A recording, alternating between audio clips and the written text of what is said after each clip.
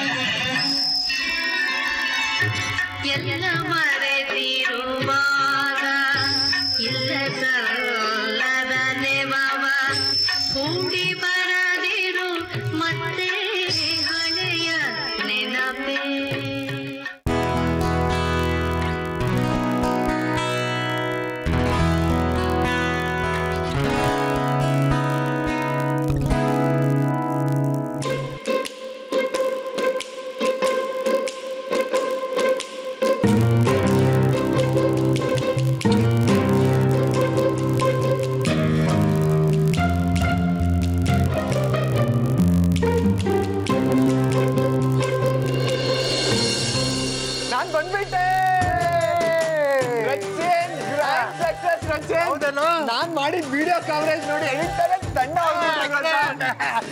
ಕೆಲಸನೂ ಫಿಕ್ಸ್ ಆಗೋಯ್ತು.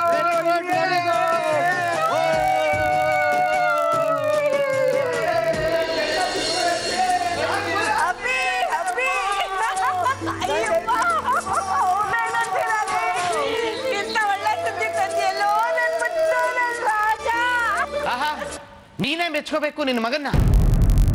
ಇಡಿಯಟ್ ಬಿಡ ನಮ್ಮ ಅಪ್ಪನ್ನ. ಹಿಡ್ಕೊಂಡು ಸುತ್ತಲಿ ಬಿಡ. ಅವರಪ್ಪನಿಗಂತೂ ಹಿಡ್ಕೊಂಡು ಸುತ್ತಲಿಲ್ಲ, ನಿನ್ನಪ್ಪನಿಗಾದ್ರೂ ಹಿಡ್ಕೊಂಡು ಸುತ್ತಲಿ.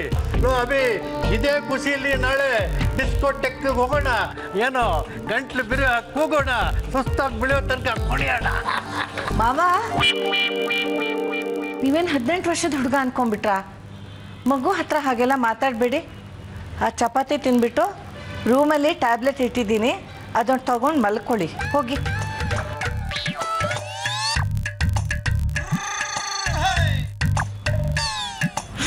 ಚಿಂಡು ಮರಿ ಗುಂಡು ಮರಿ ಕಡೆಗೂ ರಿಪೋರ್ಟರ್ ಹಾಗೆ ಬಿಟ್ಟಿಯಲ್ಲೋ. ನಾಳೆನೇ ನಮ್ಮ ಲೇಡೀಸ್ ಕ್ಲಬ್ ಅಲ್ಲಿ ಎಲ್ರಿಗೂ ದೊಡ್ಡ ಪಾರ್ಟಿ ಕೊಟ್ಬಿಡ್ತೀನಿ. ಏನ್ ಎವರೆಸ್ಟ್ ನ ಕಿತ್ತು ತಂದು ಮನೆ ಮುಂದೆ ಇಟ್ಬಿಟ್ಟಿದಾನೆ ನಿನ್ನ ಮಗ. ನನ್ನ ಪಾಲಿಗೆ ಅದು ಎವರೆಸ್ಟ್ ಪಾಪ್ಸ್. ಹೌದು, ನನ್ನ ಕಂಪನಿ ಸೇರಿದ್ದಿದ್ರೆ ದಿನಕ್ಕೆ 10 ಲಕ್ಷ ರೂಪಾಯಿ ದುಡಿಬಹುದಾಗಿತ್ತು.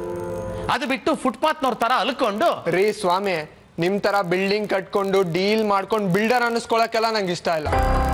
ಜೀವನ ಇಲ್ದಿರೋ ಕೆಲಸ ಅದು. ಹೆಂಗ್ರಿ ಮಾಡ್ತೀರಾ? ಲೈಫ್ ಅಂದ್ರೆ ಎಕ್ಸೈಟಿಂಗ್ ಆಗಿರ್ಬೇಕು, ಜಗತ್ತು ನೋಡ್ಬೇಕು, ರಿಪೋರ್ಟ್ ಮಾಡ್ಬೇಕು. ಮಾಡು ದುಡಿಯಕ್ ನಾನಿದ್ದೀನಲ್ಲ. ಬಿಟ್ಟಿ ಅನ್ನ ಬಿಟ್ಟಿ ದುಡ್ಡು, ಲೋಕ ತಿರುಗಬೇಕಾದ್ದೆ. ರೀ ಏನಾಗಿದೆ ನಿಮ್ಗೆ ಇವತ್ತು? ಮಗುನ ಹಾಗೆಲ್ಲ ಬೈಬೇಡಿ. ಬೈದೆ ಏನ್ ಮಾಡ್ತೀಯ?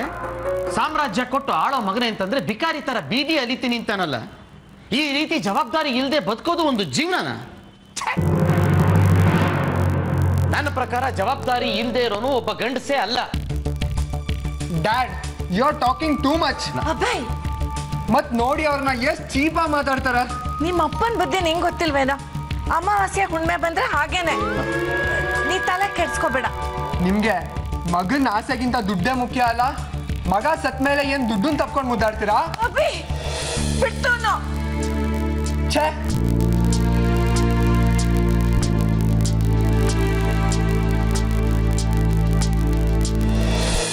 ಅಕ್ಕ, ನಾನು ಈ ಕಡೆ ಕಿಟಕಿ ಪಕ್ಕ ಮಲ್ಕೊಂಡ್ರೆ ಕಳ್ಳ ಬಂದಂಗೆ ಆಗುತ್ತೆ, ಮಧ್ಯದಲ್ಲಿ ಮಲ್ಕೊಂತೀನಿ. ನಮ್ಮ ಮನೇಲಿ ಏನಿದೆ ಅಂತ ಕಳ್ಳ ಬರ್ತಾನೆ ಹೇಳು? ಬಂದ್ರು ಅವನ ಜೇಬಲ್ಲಿ ಏನಿದೆ ಅದು ಇಟ್ಬಿಟ್ಟು ಹೋಗ್ತಾನ ಅಷ್ಟೇ. ಮಲ್ಗು. ತೆಗಿ. ಡಾಕ್ಟರ್ ಮಗಳು ಐರನ್ ಬಟ್ಟೆ ಕೊಟ್ರೆ ಅದನ್ನ ತೆಗೆದಾಕೊಂಡಿದ್ಯಾ? ತೆಗಿ ಇಡಮ್ಮ. ನೀ ಹೊಸ ಬಟ್ಟೆ ಕೇಳಿದ್ರೆ ನೀನ್ ಕೊಡ್ಸಲ್ಲ, ಹಳೆ ಬಟ್ಟೆ ಹಾಕೊಂಡ್ರೆ ಶೂಟಿಂಗ್ ಅಲ್ಲಿ ಕಾಸು ಕೊಡಲ್ಲ, ಶೂಟಿಂಗ್ ಅಲ್ಲಿ ಕಾಸು ಕೊಟ್ಟಿಲ್ಲ ಅಂದ್ರೆ ನಿನ್ ಶೂಟಿಂಗ್ಗೆ ಕಳ್ಸಲ್ಲ. ಇನ್ನೇನ್ ಮಾಡ್ಬೇಕು ನಾನು? ಹಂಗಂತ ಕಂಡವ್ರ ಬಟ್ಟೆ ಹಾಕೊಂಡು ಶೋಕಿ ಮಾಡ್ತಾರ ದಿಶಾ? ಮೊದಲು ತಗಿ. ಸಿಕ್ಕೋರ್ ಬಟ್ಟೆ ಹಾಕೊಂಡು ಅವ್ರ ಮುಂದೆ ಸಿಕ್ಕಾಕೊಂಡ್ರೆ ನಮ್ಗೆ ಅವಮಾನ ತಾನೆ.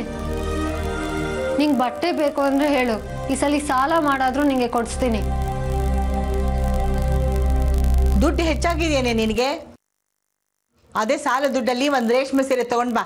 ಅದನ್ನು ಉಟ್ಕೊಂಡ್ರೆ ಬರೋ ಗಂಡು ನಿನ್ನ ನೋಡಿ ಮೆಚ್ಕೋತಾನೆ, ಮದ್ವೆನೂ ಆಗೋಗುತ್ತೆ. ಎಲ್ಲಿಗೋದ್ರು ಅಲ್ಲಿಗೆ ಬರ್ತೀಯಲ್ಲಮ್ಮ. ನಾನು ರೇಷ್ಮೆ ಸೀರೆ ಉಟ್ಕೊಂಡ್ರೇನಾ ನನ್ನ ಮದುವೆ ಆಗೋದು? ಹೌದು ಕಣೆ, ನಿನ್ಗಾಗ್ಲೇ 30 ವರ್ಷ ಆಗೋಗಿದೆ. ನೀನ್ ಹಳೆ ಸೀರೆ ಉಟ್ಕೊಂಡ್ರೆ ಇನ್ನೂ ವಯಸ್ಸಾದವಳ ತರ ಕಾಣಿಸ್ತೀಯ. ಬರೋ ಹುಡ್ಗ ಹೇಗ್ ಮೆಚ್ಕೋತಾನೆ ಹೇಳು? ಅಮ್ಮ, ಅಕ್ಕಂಗೆ ವಯಸ್ಸಾಗಿದೆ ಅಂತೆಲ್ಲ ಅನ್ಬೇಡ, ನಾನು ಹತ್ಬಿಡ್ತೀನಿ ಅಷ್ಟೇ. ನಾನು ಹೇಳಿದ್ರೆ ನಿಮ್ಮ ಅಕ್ಕ ಕಿಶೋರಿ ಆಗ್ಬಿಡ್ತಾಳೇನೆ.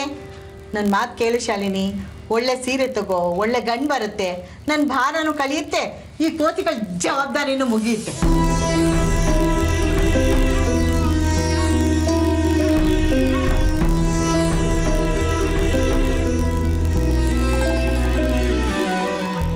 ರಂಗ ಸ್ವಾಮಿ, ಮನೇಲಿ 3 ಜನ ಹೆಣ್ಮಕ್ಳನ್ನ ಕಟ್ಕೊಂಡು ಅವ್ರ ಜೊತೆ ಎಣಿಗಿ ನನಗೂ ಸಾಕಾಗೋಗಿದೆ. ಸಾಕು ಮಾಡು ನನ್ನ ತಂದೆ, ಮುಕ್ತಿ ಕೊಡು ನನ್ನಪ್ಪ, ಮುಕ್ತಿ ಕೊಡು.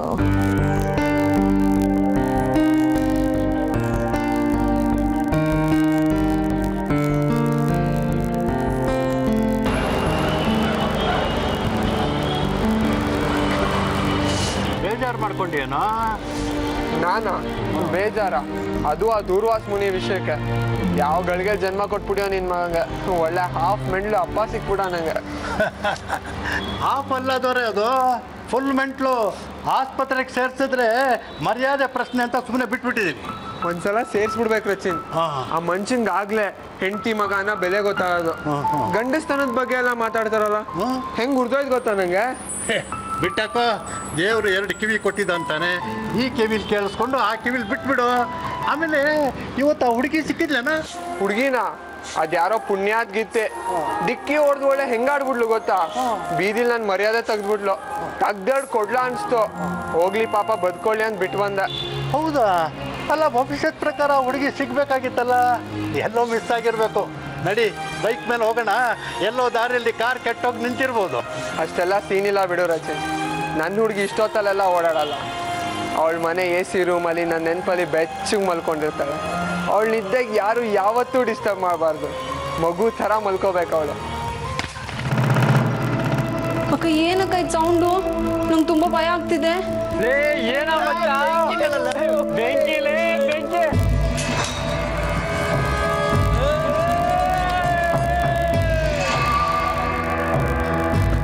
ಎಂತೆಂತ ಫಿಗರ್ ಅವ್ರೆ ಗೊತ್ತಾ ಮಗ? ಅವ್ರಲ್ಲಿ ಗೊತ್ತಾರ ನೋಡಿ. ಈಗ ಯಾರಮ್ಮ?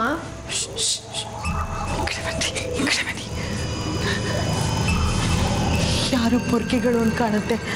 ಕಾರಲ್ಲಿ ಬಂದು ಅಷ್ಟೊತ್ತಿಂದ ಅಸಹ್ಯವಾಗಿ ಮಾತಾಡ್ತಾ ಇದ್ದಾರೆ.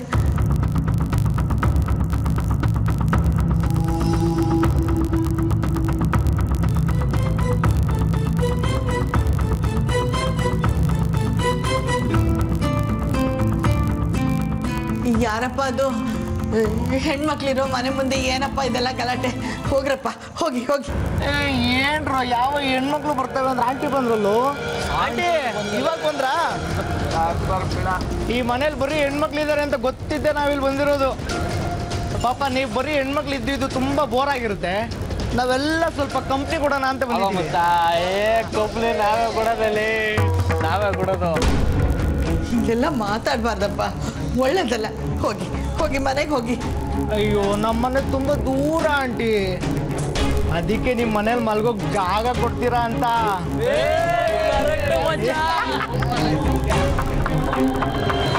ನಾವೇನು ಪರ್ಮನೆಂಟ್ ಆಗಿ ಇಲ್ಲೇ ಇರಲ್ಲ ಆಂಟಿ. ಟೆಂಪರರಿ ಸಂಸಾರ ಮುಗಿಸ್ಕೊಂಡು ಹೋಗ್ತಾ ಇರ್ತೀವಿ. ಏನ್ರ ಅಷ್ಟೇ.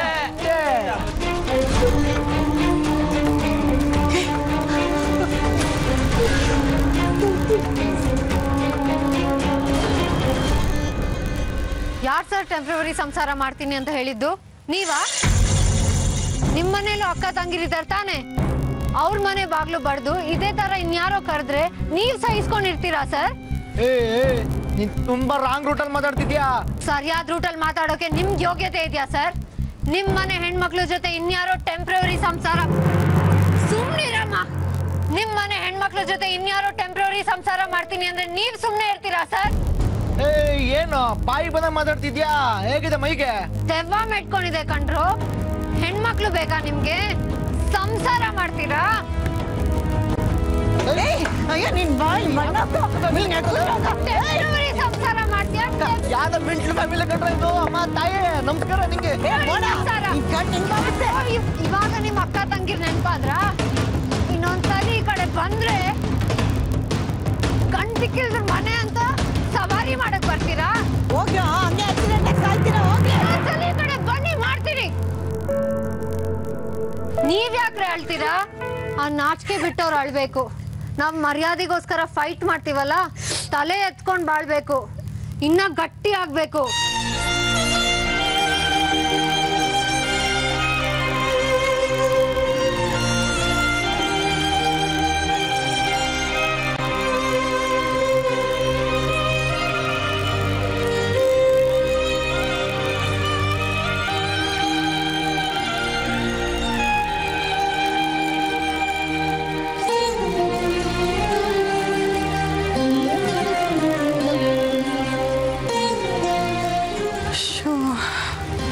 ರಂಗನಾಥ ಸಾಕಪ್ಪ.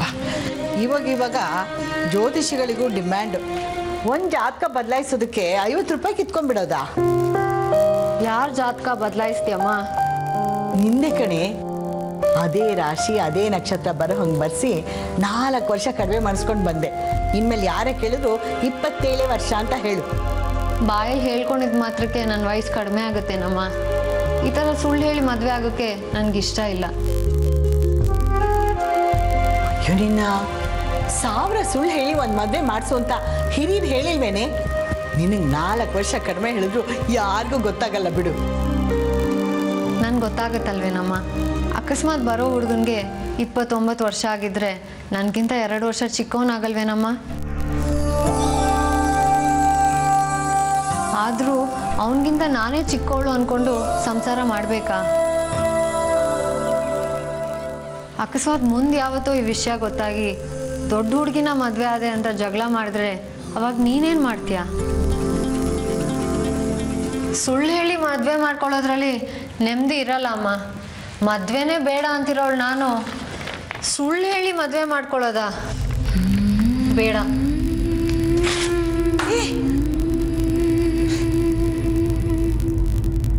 ಎಷ್ಟು ಸುಲಭವಾಗಿ ಆಗ್ಬಿಟ್ಟಿಲ್ಲೇ. ಅಲ್ಲಿ ಬ್ರೋಕರ್ಗಳ ಹತ್ರ ಹುಡುಗಿಗೆ 30 ವರ್ಷ ಆಗಿದೆ ಅಂತಂದ್ರೆ ಗಂಡುಗಳೇ ಇಲ್ಲ ಅಂತಾರೆ. ಅವಾಗ ನಾನೇನ್ ಮಾಡ್ಲಿ? ಕಂಡು ದಿಕ್ಕಿಲ್ಲದ ಮನೆ ಅಂತಂದ್ರೆ ಊರವ್ರ ಕಣ್ಣೆಲ್ಲ ನಮ್ಮ ಮೇಲೆ ಇರುತ್ತೆ. ರಾತ್ರಿ ಆಗಿದ್ ಸಾಲ್ದ? ಅವತ್ತದೊಂದು ಎಡವಟ್ ಮಾಡ್ಕೊಳ್ದೆ ಹೋಗಿದ್ರೆ ನಿನ್ ಜೀವನ ಹೇಗೆಲ್ಲ ಇರ್ತಿತ್ತು ಪಾವ್ನಿ?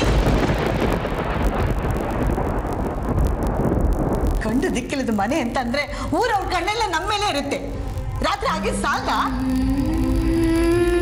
ಅವತ್ತದೊಂದು ಎಡವಟ್ ಮಾಡ್ಕೊಳ್ದೆ ಹೋಗಿದ್ರೆ ನಿನ್ ಜೀವನ ಹೇಗೆಲ್ಲ ಇರ್ತಿತ್ತು ಪಾವ್ನಿ?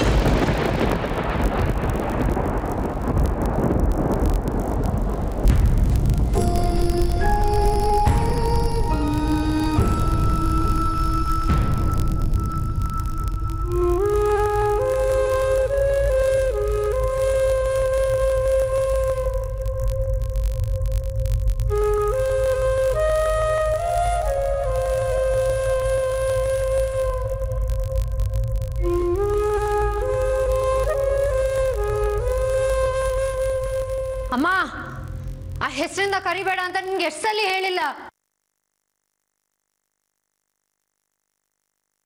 ಆ ಕೆಟ್ಟ ಜೀವನ ಮುಗ್ದೋಗಿ 8 ವರ್ಷ ಆಯ್ತು. ಆ ನಿನ್ ಹಳೆ ಪಾವ್ನಿ ಸತ್ತು ಹೋಗಿ 8 ವರ್ಷ ಆಯ್ತು. ನನ್ನ ಹೆಸರನ್ನ ಶಾಲಿನಿ ಅಂತ ಬದಲಾಯಿಸ್ಕೊಂಡು 8 ವರ್ಷ ಆಯ್ತಮ್ಮ. ಇನ್ನು ಯಾಕಮ್ಮ ಅದನ್ನೇ ನೆನ್ಪು ಮಾಡಿ ಸಾಯಿಸ್ತಾ ಇದ್ಯಾ? ಮತ್ತೆ ಹೊಟ್ಟೆ ಉರಿಯಲ್ವೇನೆ? ಅನ್ಯಾಯವಾಗಿ ನಿನ್ ಜೀವನ ಹಾಳಾಗೋಯ್ತು ಅಂತ. ಏನ್ ಬೇಕಾದ್ರೂ ಆಗೋಗ್ಲಿ, ಆ ಪಾವನಿ ಕತೆ ಇನ್ಯಾವತ್ತೂ ತೆಗಿಬೇಡ. ನಾನಿವಾಗ ಬರೀ ಶಾಲಿನಿ, ಹಳೆ ನೆನ್ಪನ್ನೆಲ್ಲ ತುಳಿದು ಸಮಾಧಿ ಮಾಡ್ಕೊಂಡು ಅದ್ರ ಮೇಲೆ ಗಟ್ಟಿಯಾಗಿ ನಿಂತ್ಕೊಂಡಿರೋ ಶಾಲಿನಿ ಅಷ್ಟೇ.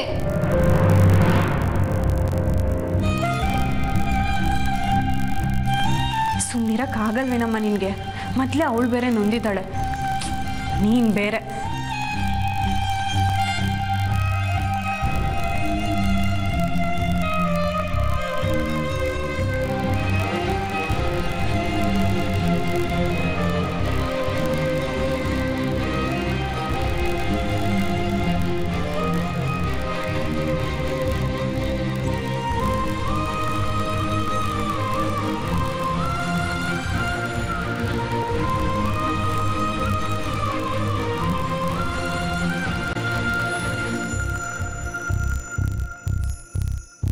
ಸಮಾಧಾನ ಮಾಡ್ಕೊಳಕ್ಕ. ಅಕ್ಕ ಬೇಜಾರು ಮಾಡ್ಕೊಬೇಡ್ವೆ. ಅಮ್ಮ ಏನು ಅಂತ ನಿನಗೆ ಗೊತ್ತು ಅಲ್ವಾ? ಬೇಜಾರಲ್ವೇ, ಅದು ನನ್ನ ಶಾಲಿನಿ, ನಂದೇ ತಪ್ಪಾಯ್ತು ಕಣೆ. ಹಿಂದಿಂದೆಲ್ಲ ಹೇಳಿ ನಿನ್ನ ಮನಸ್ಸನ್ನು ನೋಯಿಸ್ಬಾರ್ದಾಗಿತ್ತು. ತಪ್ಪಾಯ್ತು ತಪ್ಪಾಯ್ತು. ಹಂಗಲ್ಲ ಅಮ್ಮ, ನಾನು ಹೊಸದಾಗಿ ಜೀವನ ಶುರು ಮಾಡಬೇಕು ಅಂತ ಎಷ್ಟೆಷ್ಟೋ ಪ್ರಯತ್ನ ಪಡ್ತೀನಿ. ನೀನು ಇದ್ದಕ್ಕಿದ್ದಂಗೆ ಇದೆಲ್ಲ ನಾಪ್ಸ್ಬಿಟ್ರೆ ಮನ್ಸಿಗೆ ಬೆಂಕಿ ಹಾಕ್ದಂಗೆ ಆಗಲ್ವೇನಮ್ಮ?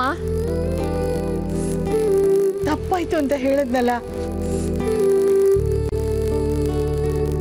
ನೀನ್ ಮಾತ್ರ ಸಿಟ್ಟಾಗ್ಬೇಡ್ವೆ, ನನ್ನ ಎದೆ ಹೊಡ್ಕೊಳ್ಳುತ್ತೆ. ಬಿಡು ಹೋಗ್ಲಿ, ನಂಗೆ ಹಳೇದ್ರ ಬಗ್ಗೆ ಯಾವ ಆಸಕ್ತಿನೂ ಇಲ್ಲ. ನಾಳೆಗೋಸ್ಕರ ಬದುಕೋಣಮ್ಮ. ನಾನು ಮದುವೆ ಆಗ್ತಿಲ್ಲ ಅಂತ ಸಂಕಟಕ್ಕೆ ತಾನೆ ನೀನು ಈಗೆಲ್ಲ ಮಾತಾಡಿದ್ದು. ನೋಡ್ತಾ ಇರು, ಈ ಸಲ ಬರೋ ಗಂಡು ಕುಂಟನೋ ಕುರುಡನೋ ಮುತ್ಕನೋ ಏನೇ ಆಗಿರಲಿ, ನಾನೇನು ಮಾತಾಡದೆ ಮದ್ವೆಗೆ ಒಪ್ಕೊಂಡು ಬಿಡ್ತೀನಿ. ಶಾಲಿನಿ, ನಾನು ರೇಷ್ಮೆ ಸೀರೆ ಉಟ್ಕೊಂಡ್ರೆ ತಾನೆ ಆ ಹುಡ್ಗ ನನ್ನ ಒಪ್ಕೊಳ್ಳೋದು. ಆಗಲಿ, ನಾನು ಎಲ್ಲಾದರೂ ಸರಿ ಸಾಲ ಮಾಡಿ ರೇಷ್ಮೆ ಸೀರೆ ತರ್ತೀನಿ. ಆ ಸೀರೆ ಉಟ್ಕೊಂಡೆ ಆ ಹುಡ್ಗನ ಮುಂದೆ ನಿಂತ್ಕೊಳ್ತೀನಿ. ಈ ಸಲ ನಿನ್ನ ಮಗಳು ಮದುವೆ ಫಿಕ್ಸ್ ಆಯಿತು ಅನ್ಕೊಮ್ಮ.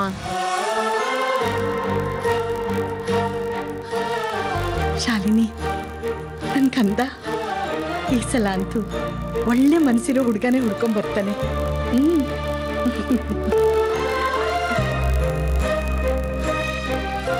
ಒಳ್ಳೆ ಮನ್ಸಿರೋ ಹುಡ್ಗನ ನೋಡೋಣ. ನನ್ನ ಮಗನಂತ ಒಳ್ಳೆ ಮನಸ್ಸಿರೋ ಹುಡುಗ ಈ ಜಗತ್ತಲ್ಲೇ ಎಲ್ಲೂ ಸಿಗಲ್ಲ. ಎಲ್ಲ ಅಮ್ಮಂದ್ರು ಹೀಗೆ ಹೇಳೋದು. ಇಲ್ಲಪ್ಪ, ಆದ್ರೂ ನನ್ನ ಮಗ ವಜ್ರ ಮುತ್ತು ಪಚ್ಚೆ ರತ್ನ ಎಲ್ಲ. ಸದ್ಯಕ್ಕೆ ಸಣ್ಣ ಪುಟ್ಟದ ಕವರೇಜ್ ಮಾಡ್ಕೊಂಡ್ ಬಾರೋ, ಆಮೇಲೆ ದೊಡ್ಡ ದೊಡ್ಡ ವಿಷಯ ಕೈ ಹಾಕುವಂತ. ನೀವು ಸೀನಿಯರ್ಸ್ ಹೇಗೆ ಹೇಳ್ತಿರೋ ಹಾಗೆ ಆ ರೋಡ್ ಇಶ್ಯೂ ಮುಗಿಸ್ಬಿಡ್ತೀನಿ ಹಾಗಾದ್ರೆ, ಓಕೆನಾ? ಹಾ, ದಟ್ಸ್ ಬೆಟರ್. ಯಾವ ಹೀರೋಗಿಂತ ಕಡಿಮೆ ಇದಾನ ಹೇಳಿ ನನ್ನ ಮಗ? ನಾನು ಮಾತ್ರ ಅವನಿಗೆ ಅಪರಂಜಿ ಅಂತ ಹುಡುಗಿನೇ ನೋಡೋದು. ಎಲ್ಲ ವಿಷಯದಲ್ಲೂ ಪರ್ಫೆಕ್ಟ್ ಆಗಿರ್ಬೇಕು. ನಿಮಗೆ ಗೊತ್ತಾ, ಇವತ್ತಾಗಲೇ ಒಂದು ಸಂಬಂಧ ಬರ್ತಿದೆ ನಮ್ಮ ಮನೆಗೆ. ಯಾವ ಹೀರೋಗಿಂತ ಕಡಿಮೆ ಇದಾನ ಹೇಳಿ ನನ್ನ ಮಗ? ನಾನು ಮಾತ್ರ ಅವನಿಗೆ ಅಪರಂಜಿ ಅಂತ ಹುಡುಗಿನೇ ನೋಡೋದು. ಎಲ್ಲ ವಿಷಯದಲ್ಲೂ ಪರ್ಫೆಕ್ಟ್ ಆಗಿರ್ಬೇಕು. ನಿಮಗೆ ಗೊತ್ತಾ, ಇವತ್ತಾಗಲೇ ಒಂದು ಸಂಬಂಧ ಬರ್ತಿದೆ ನಮ್ಮ ಮನೆಗೆ.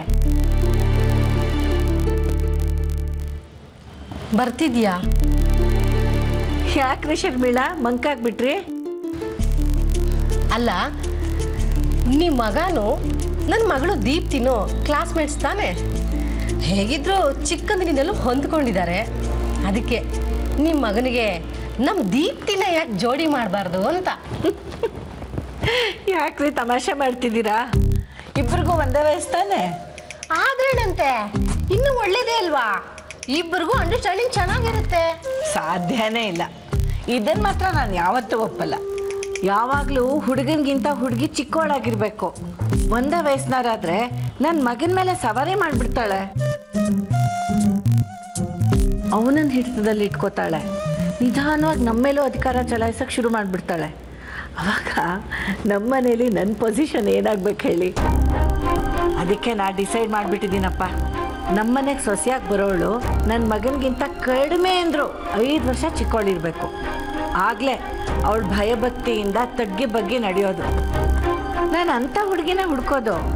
ಇನ್ಮೇಲೂ ಅಷ್ಟೇ, ಯಾವುದೇ ಹುಡುಗಿ ಬಂದರೂ ನಾನು ಮೊದಲು ಕೇಳೋದು ನಿನ್ನ ವಯಸ್ಸು ಎಷ್ಟಮ್ಮ ಅಂತಾನೆ.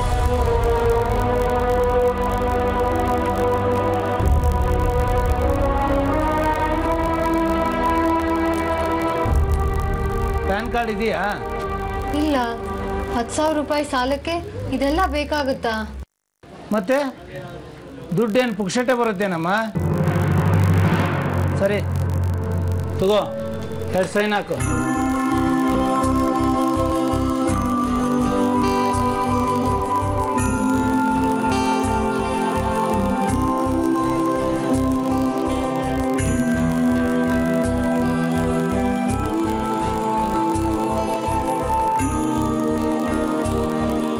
ಸರಿ, ಪೂರ್ತಿ 10,000 ರೂಪಾಯಿ ಐತೆ. ಹೌದು, ಇಷ್ಟೊಂದು ಅರ್ಜೆಂಟಾಗಿ ದುಡ್ಡು ತೊಗೊತಾ ಇದೆಯಲ್ಲ, ಯಾಕೆ? ನಾನು ನೋಡೋಕ್ಕೆ ಗಂಡಿನ ಕಡೆಯವ್ರು ಬರ್ತಾ ಇದ್ದಾರೆ, ಖರ್ಚಿಗೂ ಬೇಕಲ್ವಾ? ನಿನ್ನ ಮದುವೆ ತಯಾರಿಗೆ ನೀನೇ ಸಾಲ ಕೇಳ್ತಾ ಇದೀಯಾ? ಏನು ಮಾಡೋದು ಸರ್, ಗಂಡು ದಿಕ್ಕಿಲ್ದಿರೋ ಮನೆ ಅಲ್ವಾ ನಮ್ಮದು. ನಮ್ಮ ಕನ್ಯಾದಾನನೂ ನಾವೇ ಮಾಡ್ಕೋಬೇಕು. ಎಲ್ರಿಗೂ ಇಂಥ ಅದೃಷ್ಟ ಸಿಗಲ್ಲ ಅಲ್ವಾ ಸರ್? ಏನೋಪ್ಪ, ಒಟ್ಟಿನಲ್ಲಿ ಟೈಮ್ ಸರಿಯಾಗಿ ದುಡ್ಡು ಬಂದುಬಿಡ್ಬೇಕು. ಒಂದಿನ ಲೇಟ್ ಆದರೂ 100 ರೂಪಾಯಿ ಬಡ್ಡಿ ಜಾಸ್ತಿ ಆಗುತ್ತೆ, ಗೊತ್ತು ತಾನೇ? ಗೊತ್ತು ಸರ್. ಅಸಲು ದುಡ್ಡು ವಾಮನನ್ ಥರ ಬರುತ್ತೆ, ಬಡ್ಡಿ ದುಡ್ಡು ತ್ರಿವಿಕ್ರಮನ್ ಥರ ಬೆಳೆಯುತ್ತೆ. ನಾವು ಪಾತಾಳಕ್ಕೆ ಹೋಗೋಕ್ಕಿಂತ ಮುಂಚೆ ನಿಮ್ಮ ಸಾಲ ತೀರಿಸ್ಬಿಡ್ತೀನಿ. ಸರಿ ಸರ್, ನಾನು ಹೋಗಿ ಬರ್ತೀನಿ. ಸರಿನಮ್ಮ, ನಿನಗೆ ಒಳ್ಳೆ ಗಂಡ ಸಿಗಲಿ.